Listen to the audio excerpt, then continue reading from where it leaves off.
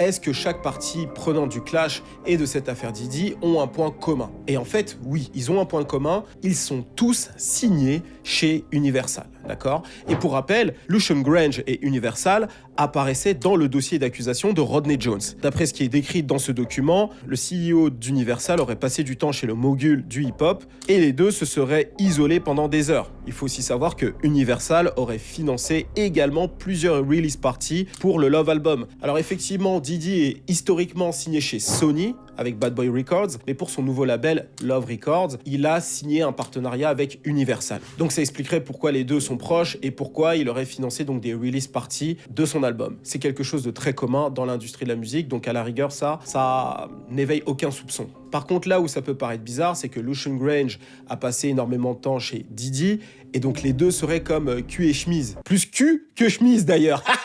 Et donc je t'ai dit que toutes les parties prenantes du bif sont signées chez Universal. Donc ça veut dire que Kendrick est signé chez Interscope, Drake est signé chez Republic, avec d'ailleurs un contrat de Tyler LeBron pour 400 millions, chose que Kendrick n'a pas. Et enfin, Metro Boomin est également signé chez Republic. Donc là on peut se dire, waouh, quelle coïncidence, effectivement, ils ont pu s'entendre pour essayer de sauver Diddy. Et d'ailleurs, quel événement important s'est produit dans la période où Metro Boomin a sorti son album? Eh bien, les raids.